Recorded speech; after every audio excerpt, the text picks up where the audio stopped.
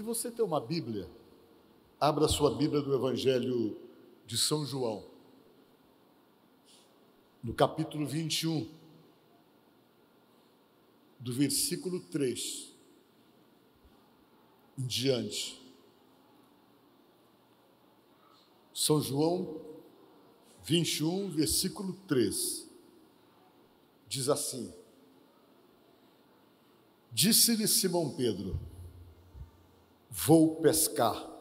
Disseram-lhe os outros: Também nós vamos contigo. Saíram, entraram no barco e naquela noite nada apanharam. Mas ao clarear da madrugada, estavam Jesus na praia. Todavia os discípulos não reconheceram que era ele.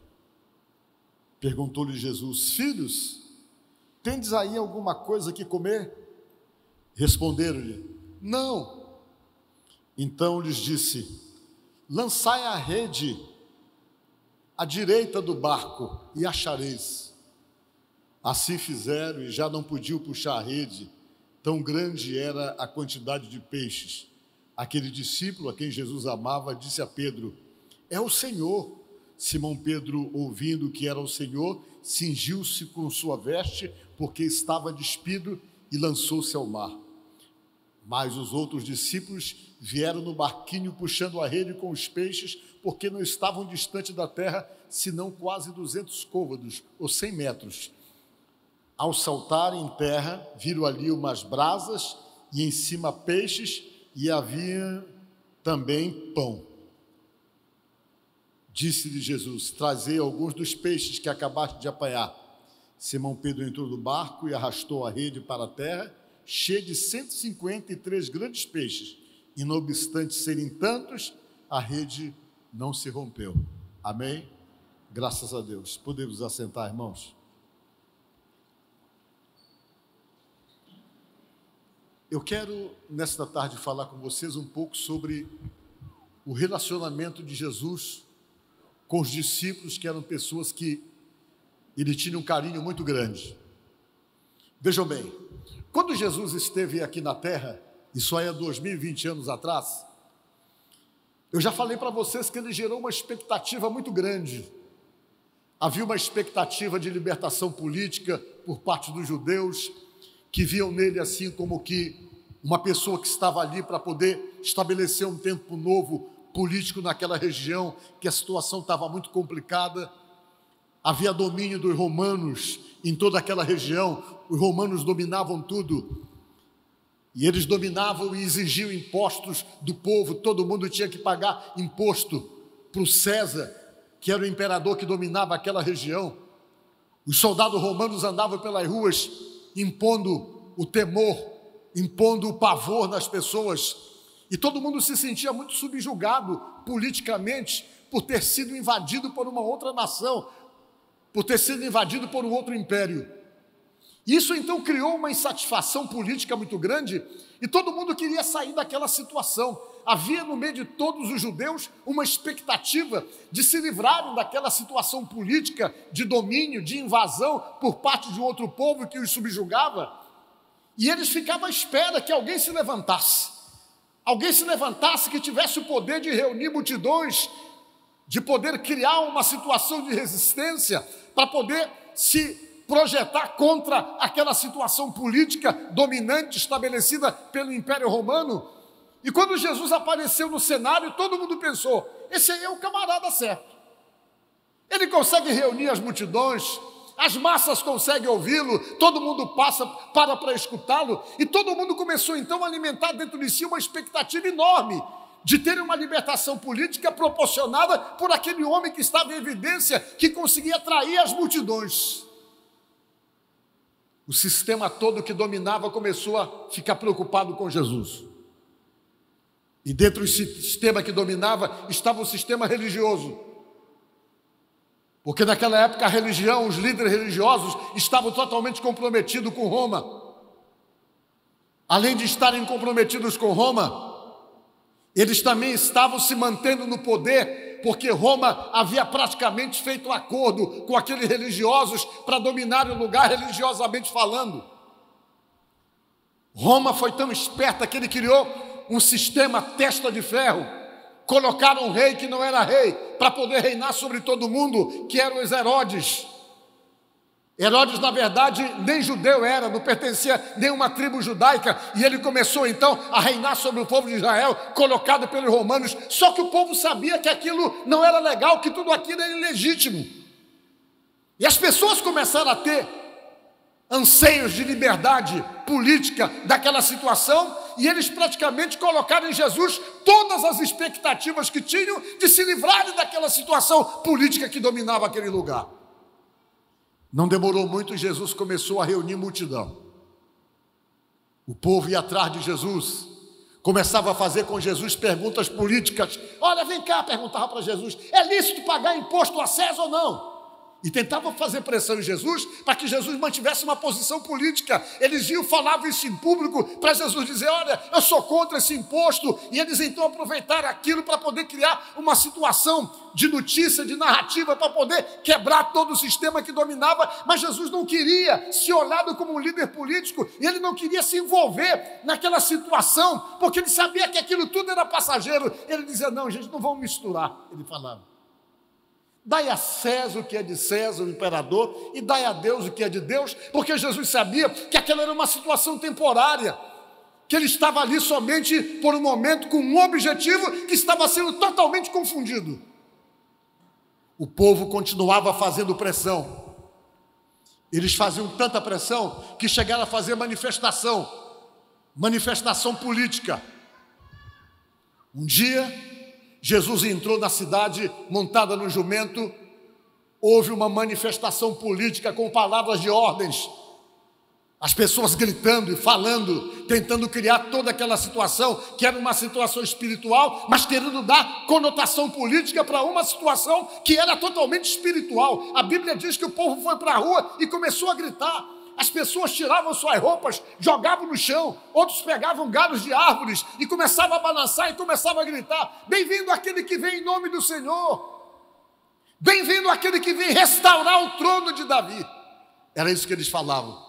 E aí houve uma manifestação política, acabou aquela manifestação quando todo mundo foi para a rua e as coisas voltaram ao normal como eram antes. E o pessoal cheio de expectativa, os discípulos também cheios de expectativas. Os discípulos tinham expectativas porque para ele era ótima aquela situação. Significava que se Jesus sentasse no trono, eles ganhariam os seus cargos, seriam beneficiados por estarem junto com Jesus. Imaginavam eles, se ele sentar no trono, nós vamos sentar junto também, cada um vai ter o seu cargo, vai ter a sua importância, e eles começaram também, diz a Bíblia, a discutir e a brigar entre si para ver quem era o maior entre eles, dos 12. Diz a Bíblia que eles começaram a discutir, não, eu sou maior do que você. Alguns começavam a se dar mais importância do que os outros, para quê? Pensando nos cargos que poderiam receber caso Jesus sentasse no trono. Um dia Jesus teve que lavar os pés deles para poder acalmá-los, que eles estavam com os ânimos por demais elevados em busca de saber que eles iam reinar, que iam sentar. E Jesus chegou e disse, olha gente, o problema é o seguinte, o meu reino é diferente daquele reino que vocês estão imaginando, disse Jesus. Porque no reino que está na cabeça de vocês, vocês querem fazer parte desse reino na escala mais alta, talvez para serem servidos, para receberem benefícios pelo fato de estarem na escala mais alta, por estarem junto com o rei. Só que no meu reino é diferente. Você não é servido por estar no poder, você não é beneficiado por estar no poder, mas no meu reino é diferente, você tem que servir, disse ele. Ele colocou o sistema de cabeça para baixo, o pessoal não entendeu, ele disse, pois é, porque no meu reino é diferente, se alguém aqui quer ser o maior, tem que ser servo. Tem que estar servindo, não ficar pensando em ser servido pelo fato de estar com o poder nas mãos. Eles não entenderam nada. E essa situação foi passando e de repente aconteceu o que eles não esperavam. Jesus se deixou prender. A multidão que fez a manifestação semanas antes, quando ele entrava pela rua principal de Jerusalém, agora mudou o discurso e mudou os clamores. E as palavras de ordem mudaram, O mesmo povo que gritou algumas semanas atrás, bendito aquele que vem em nome de Davi, que veio restaurar o trono de Davi, era o mesmo povo que dizia agora, crucificam, crucificam, a gente prefere Barrabás do que ele. Porque eles geraram uma expectativa errada, imaginavam que Jesus ia resolver um problema político, e quando eles viram que tudo continuava politicamente do mesmo jeito, eles começaram então a se achar enganados por algo que Jesus nunca prometeu.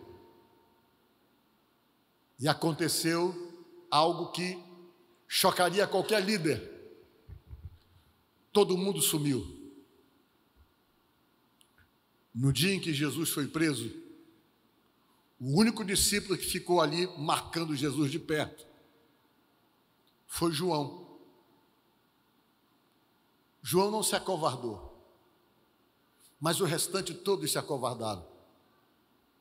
Quando eles viram o poder do império, o poder da religião, o poder do império romano com seus soldados, e a ameaça sobre Jesus, eles recuaram, ficaram com medo. Pedro ficou de longe, diz a palavra de Deus, se aquecendo numa fogueira, porque estava muito frio. Jogaram Jesus dentro de um calabouço, depois tiraram. E diz a palavra de Deus que tinha que esperar o governador chegar para poder julgar a questão. E o governador era Pôncio Pilatos. Ele não morava em Jerusalém. Ele morava em Cesareia, uma cidade feita pelo Herodes, especialmente para os romanos poderem morar na beira da praia, com casas bonitas, com estádio, tudo lá era diferente. Eles fizeram uma cidade separada, que deram o nome de Cesareia, que ficava a alguns quilômetros de Jerusalém, para que eles não morassem lá em Jerusalém, que em Jerusalém era um barril de pólvora, com ataques, com o pessoal se levantando contra o sistema constantemente. Então, para eles era mais interessante manter o pessoal da elite romana em outro lugar. E ele veio, chegou no outro dia, e a madrugada toda foi de espera de Jesus. E naquela madrugada que Jesus está esperando, diz a Bíblia que o Pedro, de vez em quando, ia se aquecer perto de uma fogueira, e uma mulher chegava e dizia: eu te conheço, hein? Tu és um daqueles que anda com Jesus, o Nazareno. Ele falou: não sou não, eu nem conheço ele. E Jesus já tinha conversado com ele anteriormente, e já tinha falado com ele que antes que o galo cantasse, por 3 vezes ele o negaria. E diz a Bíblia que ele foi uma segunda vez e tentou se aquecer. A mulher estava lá novamente, disse: você é assim um deles, você está tentando fugir agora, mas não te conhece, tu andava com eles antes. Ele: não, nem sei quem é esse camarada, você está confundindo as coisas, eu não conheço ele. E numa terceira vez a mulher apareceu de novo, e ele já estava perseguido por essa mulher, e a mulher falou, e ele espraguejou: eu não sei quem é esse camarada, eu não conheço esse tal de Jesus, nunca andei com ele, nem sei quem ele é. E quando ele disse isso, a Bíblia diz que o galo cantou, ele se lembrou do que Jesus falou, ele olhou para Jesus, Jesus olhando para ele, como dizendo: não te falei? Ele saiu dali chorando, apavorado: puxa, traí meu amigo, fui desleal com meu amigo. A Bíblia diz que ele se afastou e chorou muito, se sentiu o pior dos piores, se sentiu um traidor, e ficou mauzão. Aí depois daquilo aconteceu o que todo mundo sabe. Jesus foi humilhado, foi preso, foi crucificado, sepultado. Depois que ele foi sepultado, diz a Bíblia que ele ressuscitou no 3º dia. A notícia começou a se espalhar. Ele apareceu em 2 cultos, como nós estamos tendo aqui, todo mundo fechado com medo. Ele apareceu 2 vezes. Apareceu no meio dos discípulos, conversou com todo mundo. A notícia se espalhou. Mas ele tinha que fazer uma coisa: tinha que tratar dos amigos. É isso que eu estou querendo falar para você. Às vezes as pessoas têm uma visão de Deus que é uma visão totalmente equivocada. As pessoas têm aquela visão de que Deus é aquele ser impaciente, é aquela pessoa que está querendo fulminar todo mundo. Às vezes essa que é a impressão que as pessoas têm. E sempre que as pessoas fazem mais ou menos na sua cabeça alguma impressão do que eles acham de Deus, geralmente as pessoas vão exatamente naquela imagem que são pintura renascentista que tem feitas, onde as pessoas pintam um Deus, um ser obeso, barba branca, um olhar penetrante, uma cara de impaciente, uma cara de quem está mal-humorado. E às vezes a gente tem na nossa cabeça essa ideia de que Deus é assim, é aquela pessoa que é intolerante, que não tem paciência, que está procurando motivos para poder fulminar qualquer um. E às vezes a gente passa a não ter de Deus, a não ser medo. E pela Bíblia você não pode ter medo de Deus. Não pode ter medo de Deus porque, baseado pelo que diz a Bíblia, Deus é o contrário de tudo isso, porque a definição mais bonita que nós encontramos na Bíblia sobre Deus é essa que diz que Deus é amor. E quando você entende um Deus com amor, não quer dizer que ele não vai ser justiça, que ele não vai agir correto. Mas o amor provoca tolerância, paciência, carinho, torna você amoroso, torna você afetuoso, torna você receptivo, torna você uma pessoa acessível. O amor torna você uma pessoa boa. E quando a Bíblia diz que Deus é amor, é para fazer você entender que você está lidando com um pai que ama você, que conhece você, que entende você, que ajuda você, e antes de fazer qualquer coisa para condenar você, ele vai trabalhar para te erguer, para te ajudar, para te equilibrar, para juntar os teus pedaços e fazer de você uma pessoa forte. Diga glória a Deus. Esse conceito de alguém que está sempre disposto a ter vocação para destruir ou para consumir as pessoas, não é a vocação de Deus. A Bíblia diz que ele é amoroso. Jesus disse que quando você está na mão dele, que ninguém consegue tirar você das mãos dele. Só quem consegue tirar você das mãos dele é você mesmo, porque ele tem que respeitar o teu livre-arbítrio, o direito que você tem de escolher. A Bíblia diz que o Espírito Santo, ele chora por você, mesmo quando você se afasta, mesmo quando você fica longe. A Bíblia diz que o Espírito Santo tem ciúme de você, que ele não quer dividir você com nada, não quer dividir você com o mundo, não quer dividir você com vício, não quer dividir você com nada. Ele luta por você. Diz a Bíblia que ele chora por você e chora com gemidos inexprimíveis. Ele faz você sentir o peso da importância de amá-lo unicamente. Por quê? Porque ele não quer perder você. Não importa quem você seja, não importa as deformidades ou imperfeições que você tenha. Isso é um amor de Deus. Mas às vezes a gente fica imaginando que Deus está desistindo de nós por qualquer coisa. Ele pagou um preço muito alto e muito caro para poder conquistar você e para poder ter você do lado dele. Não foi pouca coisa. Um preço que não tem preço. E Jesus pensou, poxa, eu tenho que ajudar os meus amigos. Numa reação normal de qualquer ser humano, seria essa: camarada me traiu, não quero mais conversa com ele. Não era isso? A gente cria uma rejeição a quem a gente acha que nos traiu. Mas Jesus não era assim. Ele achava que todo mundo precisa ser trabalhado, todo mundo precisa ser reconstruído, e nós precisamos tanto dessa reconstrução de Deus, porque muitas das deformidades que fazem parte da nossa própria vida são deformidades que são realmente construídas em nós desde criança. Às vezes nós somos criados num lar deformado, às vezes nós ouvimos coisas, sofremos abusos verbais a vida toda, você não vai dar para nada. Sofremos bullying, que vai simplesmente alterando nossa maneira de ser, que vai nos criando traumas.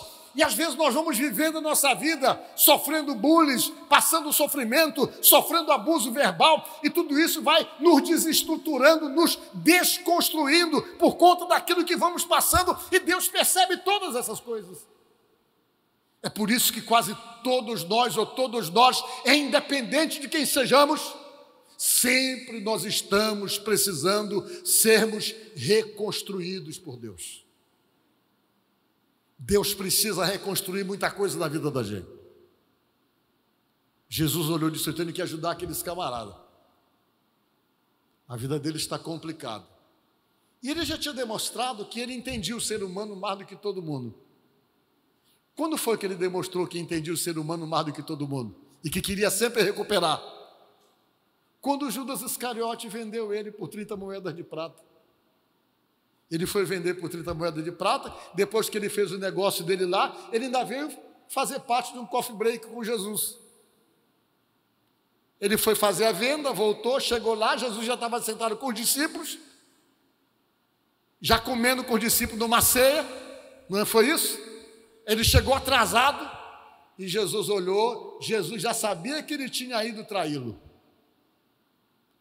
Jesus não disse nada para ninguém. Se Jesus dissesse: Pedro, esse camarada acabou de me vender por 30 moedas de prata, eu acho que o Pedro pegava a faca que estava na mesa e já cortava o pescoço dele. Jesus não falou nada, Jesus deixou ele sentar. E Jesus: como é que eu vou dizer para ele que eu sei que ele já me traiu, rapaz? Vou esperar ele colocar a mão no prato. Quando ele colocou a mão no prato, Jesus disse: pois é, aquele que coloca a mão no prato comigo é o que me traiu. Ele deve ter tirado a mão e olhou para Jesus e fez uma pergunta: porventura sou eu, mestre? O que você faria? Você não deixava nele entrar no recinto, eu tenho certeza disso. Eu acho que se fosse eu já ficava na porta esperando ele. Quando ele tentasse entrar, eu já ia aprumando os tapão nele e colocando ele para fora. E difícil a nossa reação não seria essa. Dificilmente nós não reagiríamos assim. A nossa natureza. Jesus deixou ele entrar, deixou ele comer da comida dele, na expectativa e na esperança de que ele mudasse o comportamento. Só que ele não mudou. As coisas deram errado, porque na verdade ele também só era um camarada que gostava de dinheiro. Dinheiro para ele, ele queria tirar vantagem em tudo. Ele pensou: eu prendo Jesus, vendo Jesus, no final das contas ninguém vai prender ele mesmo, porque já tentaram prender ele lá em Nazaré, ele desapareceu, fugiu de todo mundo, então eu vou pegar o dinheiro desses bobos, quando chegar na hora eles não conseguem prender Jesus, e eu fico com a grana e vou continuar caminhando com ele. Só que Jesus se deixou prender. Quando ele viu que o negócio deu errado, ele foi devolver o dinheiro. Não, eu não me projetei para isso, eu imaginei que ninguém ia prender ele, que eu ia me dar bem. Ele devolveu o dinheiro. Toma esse dinheiro que me queima as mãos, não quero mais, acabou o negócio, não quero dinheiro. Ele ficou com a mente pesada, porque ele imaginou que Jesus não ia se deixar prender como das outras vezes. Mas ele, em vez de se acertar com Jesus, ele foi se matar. A história conta que ele se pendurou com uma corda na beira de um penhasco, de uma árvore que estava com o galho para o lado do penhasco, só que quando ele se pendurou, o galho quebrou e ele se espatifou lá embaixo, com a corda no pescoço. É isso que conta a história verdadeira. E Jesus continuou: e agora? Como é que eu vou consertar os outros? Jesus pensou: tem o Pedro. Pedro me traiu 3 vezes, deve estar se sentindo o pior de todos os homens.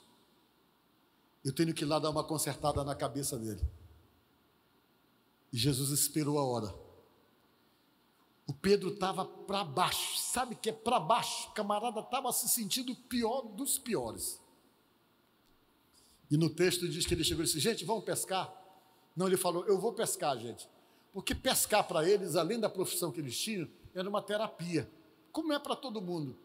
O fato de pescar, a vida que eles tinham, era uma maneira de tentar desaparecer. Eles estavam muito pressionados por tudo que tinha acontecido nos últimos dias, tudo que eles tinham vivido, era uma carga emocional pesada demais para eles. É pesada para nós hoje. Imagina naquela época, eles que viviam com Jesus, viverem uma situação daquela. Era uma carga emocional muito pesada, e eles estavam todos abalados emocionalmente, desestruturados emocionalmente, por conta de ver um amigo morrer do jeito que morreu. E o Pedro chegou e disse: eu vou pescar, pessoal, eu vou pescar, diz aqui no texto que eu li. E os outros disseram: então a gente vai contigo também. E eles foram pescar. Quando chegaram lá na pescaria, a Bíblia diz que eles ficaram pescando a noite todinha, mas o mar não estava para peixe, não pegaram nada. Já estava amanhecendo o dia, apareceu um homem na beira da praia e disse: jogue a rede do lado direito. O homem gritou que estava na praia. Aí eles pegaram e jogaram. Quando jogaram a rede do lado direito do barco, a rede rapidinho encheu de peixe, com 153 peixes. A Bíblia ainda conta o número de peixes que deu. O João olhou e disse: rapaz, aquele ali é Jesus. É ele. O Pedro disse: é ele mesmo? É. Aí o Pedro não quis saber de pesca, não quis saber de nada mais. Os outros ficaram segurando lá ele. A Bíblia diz que ele se vestiu porque ele estava nu. Naquela época as pessoas não usavam roupa iguais a nós. Naquela época não existia cueca. Era só um camisão mesmo. E ele pegou, botou o camisão, que ele tinha aquela roupa que amarrava aqui, e pulou dentro d'água e foi nadando, nadou, era 100 metros, chegou rapidinho na beira. Quando ele chegou na beira, ele não acreditava que ele estava vendo Jesus. Jesus estava lá. Quando ele chegou na beira da praia, que ele viu, Jesus já tinha acendido um fogo, já tinha um peixe assando lá. Jesus criou uma situação de convivência, né? De comunhão ali, porque Jesus precisava consertar a cabeça do camarada. Tinha um peixe lá assando, o Pedro desceu. E aí, Senhor? Senta aí, rapaz. Mandou ele sentar, e o Pedro lá olhando para Jesus. Daqui a pouco os outros pegaram, trouxeram, puxaram a rede para a beira da praia. Jesus: pega mais uns peixinhos aí do que vocês pegaram, traga para cá para a gente assar, para ficar comendo aqui. E eles sentaram e foram comer um peixe e bater um papo. Mas aquele papo ali era um papo terapêutico. Era uma conversa de reconstrução. Irmãos, Jesus fica tentando fazer isso com a gente o tempo todo. Você vai num canto, alguém prega alguma coisa, fala com você. Você liga a sua internet, vai ler alguma coisa, tem lá uma mensagem que vai direto com você. E Deus fica tentando te reconstruir por uma única razão. Ele te ama, não quer te ver para baixo, não quer que você se sinta o pior dos piores, mas Ele quer que você tenha o sentimento real, que independente do que você é, independente do que você seja, você é muito amado por Ele. Jesus quer que você tenha esse sentimento. Talvez você tenha momento que você se acha a pessoa mais inadequada nessa relação com Deus. Para você talvez seja difícil imaginar ou achar que de repente alguém possa se importar com você num nível tão alto como Deus se preocupa, como Jesus se preocupa. E eu venho aqui dizer para você que, baseado nessas passagens da Bíblia, fica claro que Ele se importa com você, se incomoda com você. Se depender dEle, você nunca vai estar para baixo. Se depender dEle, Ele vai te levantar quantas vezes for necessário. Ele sentou, olhou para o Pedro estava lá desconfiado. Você imagina, você traz um camarada, depois o camarada está diante de você ali, assando um peixe para você comer. Não tem quem não fique abalado, que não se sinta constrangido. E Jesus para e diz: Pedro. Pedro olha para ele assim, meio desconfiado. Jesus: Pedro, tu me ama, hein? O Pedro: eu te amo, Senhor. Jesus: pois é, rapaz, se tu me ama, então vai e apacenta os meus cordeiros, vai e te torna um pastor. Eu quero que você se comprometa com o pastorado, vai cuidar das minhas ovelhas. E eles continuaram comendo e conversando. Jesus deu um intervalozinho, depois Jesus para: Pedro, e sim, Senhor, tu me amas? Ele parou e: Senhor, eu te amo. Ele falou: eu te amo. Para ele estava imaginando, eu acho que ele não está acreditando. Eu neguei ele, agora eu estou dizendo que amo ele, talvez ele está achando que não. Ele disse: eu te amo, Senhor, eu te amo. Jesus: pois é, então vai e apacenta os meus cordeiros, tá? A conversa vai, Jesus deu um intervalo, depois Jesus para de novo a terceira vez: Pedro, tu me amas? Aí ele desabou. Ele já começou a chorar. Até eu já me dá vontade de chorar, de pensar. Ele chegou e disse: Senhor, tu sabes de todas as coisas. Apesar de eu ter feito o que fiz, ele deve ter imaginado. Apesar de eu ter vacilado, feio. Mas o Senhor sabe de todas as coisas. E sabe que eu te amo. E Jesus então vai e apacenta os meus cordeiros. Jesus deu a ordem para ele. Vejam bem. O que era que Jesus estava fazendo? Restaurando uma relação interpessoal.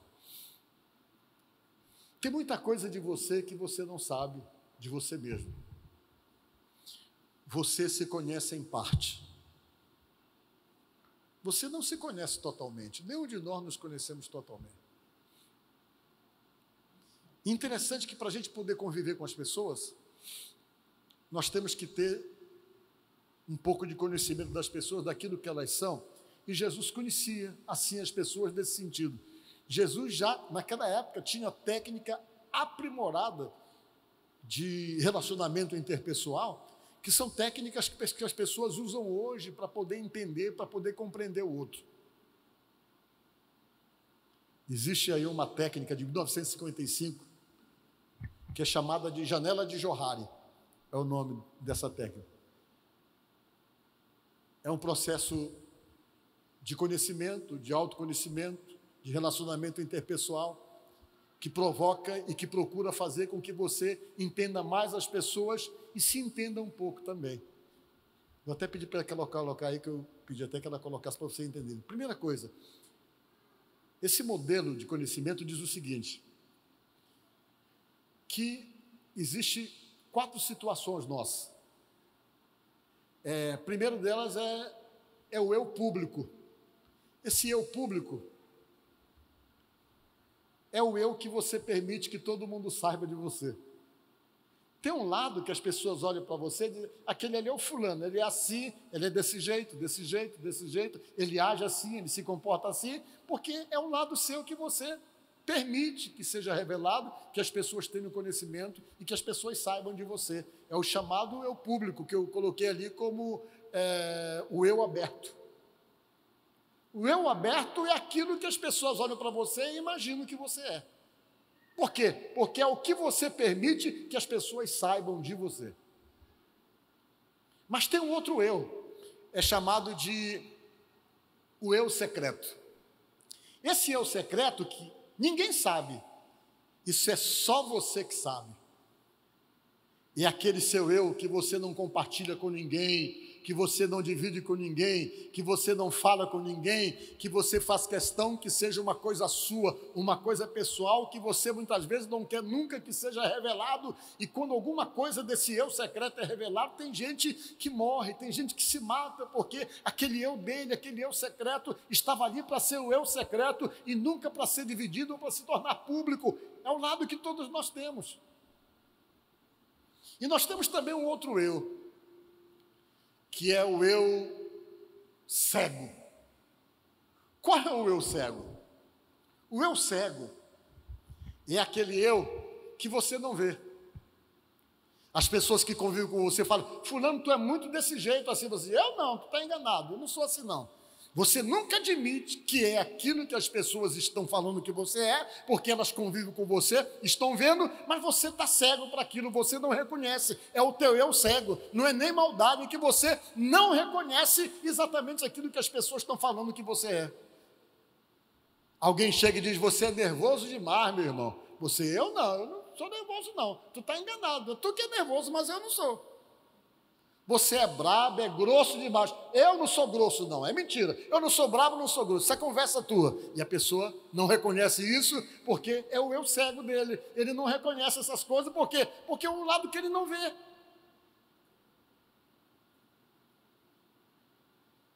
E nós temos também aquilo que nós chamamos do eu desconhecido. O eu desconhecido você só conhece quando acontece. E aquela história... Mas o fulano era tão legal, rapaz, era um camarada tão calmo. O que aconteceu com ele? Que de repente ele surtou e matou o fulano de tal. Nem ele sabia que era capaz de fazer aquilo. Era o eu desconhecido dele. O interessante é que cada ser humano tem os seus eu desconhecidos, tem os seus eu cego. Quando você percebe essas coisas, é fácil de você poder lidar com as pessoas. Ah, aquilo ali é porque ele não está vendo isso aí. Eu tenho que encontrar uma maneira de fazer com que ele perceba o que ele não está percebendo, o que é cego para ele. E Deus gosta de trabalhar exatamente aí, porque é a única forma que Ele tem de poder equilibrar você. Deus quer que você tenha o mínimo possível de eu secreto e tenha o máximo possível de eu público. Que você se torna mais transparente. Quanto mais eu secreto você tem, mais coisas você tem para esconder. E quanto mais eu público você tem, mais transparente você é. E Deus quer que esse ser eu, o nosso eu, desconhecido, seja equilibrado, seja dominado por Ele e dominado pelo Espírito Santo, que a gente nunca vai ser capaz de estourar ao ponto de fazer uma besteira por nos desconhecermos e fazermos coisas que nós achávamos que nós nunca seríamos capazes de fazer. Jesus sabia de todas essas coisas e sabia do Pedro. O Pedro tinha um eu desconhecido que o surpreendeu. Ele chegou a negar Jesus, coisa que ele nunca imaginou. Alguns dias antes ele falou assim mesmo: todo mundo pode te largar, todo mundo pode te negar, mas eu nunca te negarei. Ele falou. Foi quando Jesus disse: tu vai me negar antes que o galo cante. Era o eu desconhecido dele, ele nunca imaginou que seria capaz de fazer tal coisa, mas ele fez. Era o eu desconhecido dele. Ele tinha um outro eu, que era o eu cego, de não reconhecer coisas, como nós somos assim, não reconhecemos coisas pelo fato de não estar vendo, que também era um problema dele. Mas Jesus foi lá para consertar aquilo. Diga glória a Deus. Por que eu estou pregando isso para vocês? Para dizer para você que você é trabalhável.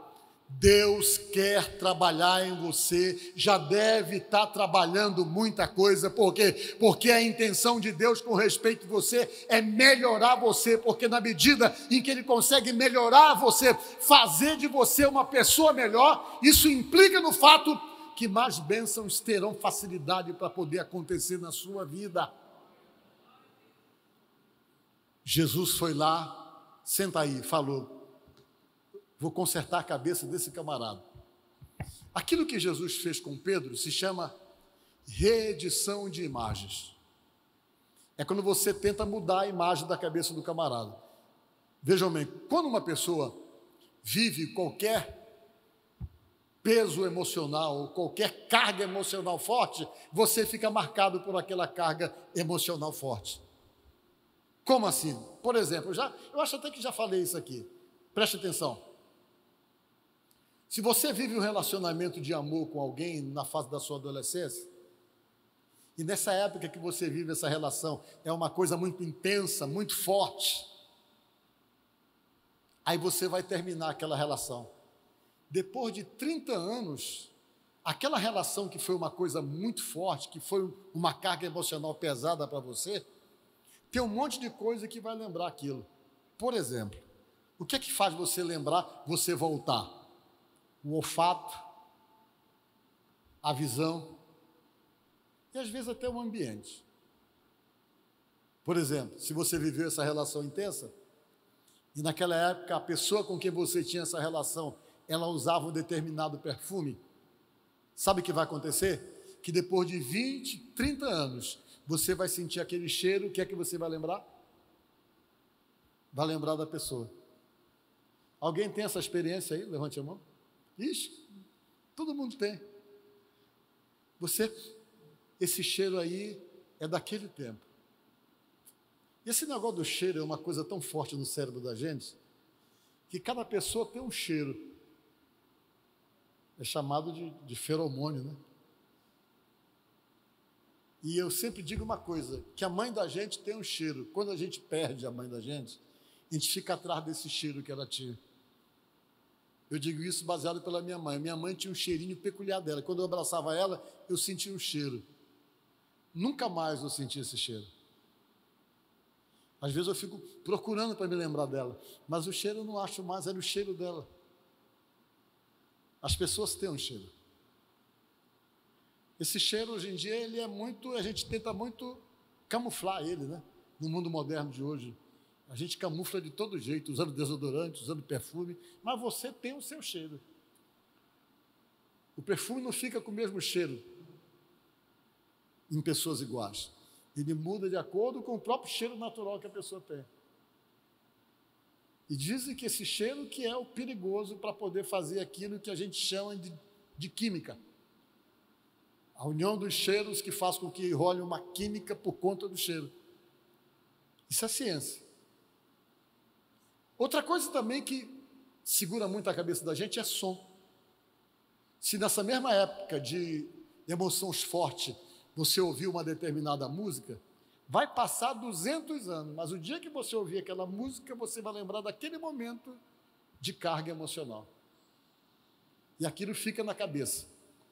E dependendo das situações tristes ou traumáticas que você viveu, em determinadas situações, você vai se reportar às mesmas situações tristes, dependendo do momento, você viveu aquilo que você viveu, ou alguma coisa que ligue, o teu cérebro vai dar um startzinho, disparar, e você vai lembrar e pode sofrer cada vez que lembrar, ou alguma coisa que esteja diretamente ligado àquilo. E isso, para ser mudado, dizem que tem que ser feito a tal de reedição. Tentar reeditar o cérebro da pessoa. Jesus sabia como fazer isso. Sabe o que diz a Bíblia? Jesus pensou, Pedro, ele está marcado com a tal da fogueira lá que a mulher fez ele negar 3 vezes. Ele negou Jesus 3 vezes perto de uma fogueira, não foi? Não foi perto da fogueira? Jesus sabia que precisava reeditar a cabeça dele. Porque dizem que na cabeça da gente, né? Dizem não, é verdade, né? Tem exatamente essas ligações neurais que elas se ligam e constroem as coisas que ficam aqui gravadas, que vai para um lugar chamado hipocampo, que é uma parte do cérebro, é como se fosse o HD da cabeça da gente, tudo fica gravado ali. Quando há necessidade, quando o cheiro, quando a lembrança de alguma coisa, quando uma música toca, puxa lá de dentro e você volta a viver tudo aquilo de novo. E Jesus precisava desconstruir, reeditar a cabeça dele para não deixar-lhe um camarada traumatizado, para não deixar-lhe um camarada complexado, para não deixar-lhe um camarada traumatizado ou cheio de complexo. Jesus precisava mudar todo aquele cenário, toda aquela situação. Jesus sabia que daquele dia em diante, todas as vezes que ele olhasse uma fogueira, ele ia lembrar, ih rapaz, uma fogueira, foi perto de uma fogueira que eu neguei o homem 3 vezes, não dá. Aquilo ia ficar marcando ele. Toda vez que eu olhava a fogueira. E Jesus queria mudar tudo. O que Jesus fez? Acendeu uma fogueira. Diga glória a Deus. Jesus acendeu uma fogueira e disse, vem cá, Pedro, vamos conversar. Tu me ama? Amo. Então vai e faz isso. Tu me ama? Aí Jesus fez ele repetir o quê? 3 vezes. Por que 3 vezes? Porque ele negou quantas vezes?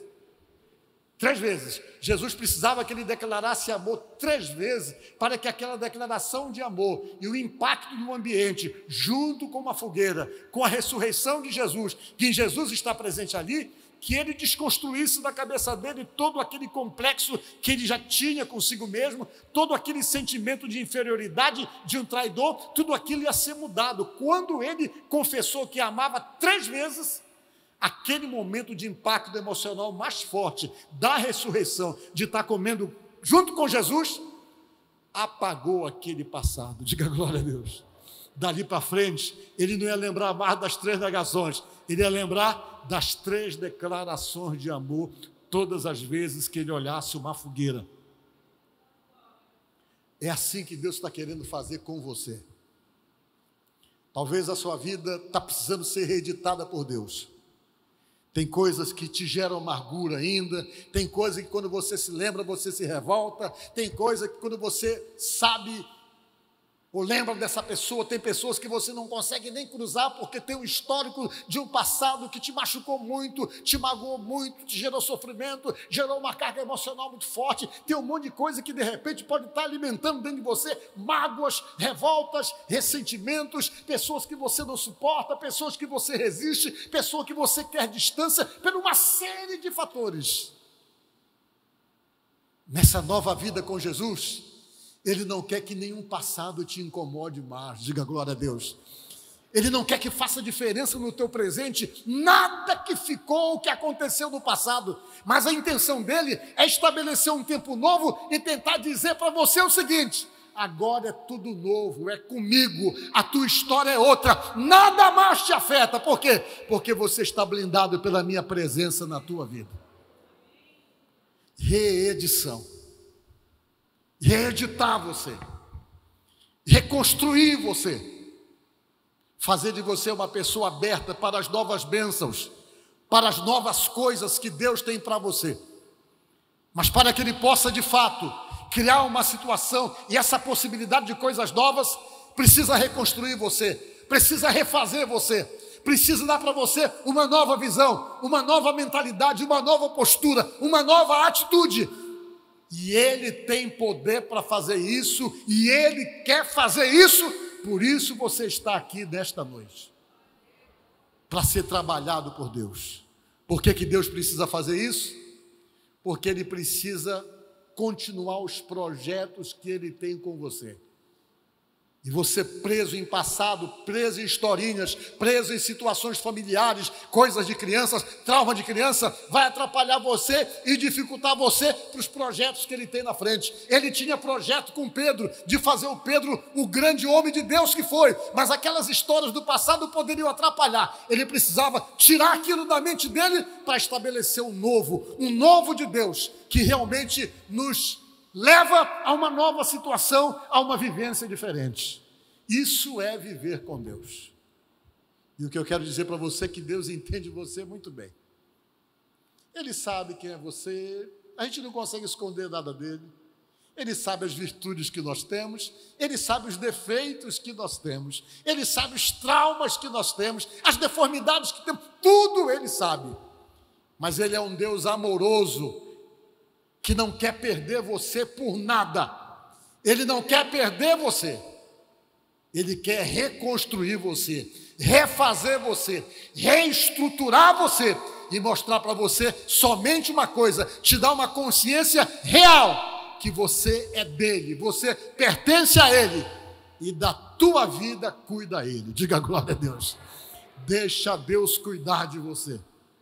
Deixa Jesus cuidar da sua vida. Se abra, procure se desarmar, deixa Ele agir, porque Ele vai fazer com você tudo aquilo, além de tudo aquilo que você pede, além de tudo aquilo que você pensa, conforme esse poder que está agindo em você, segundo o que diz a própria palavra de Deus.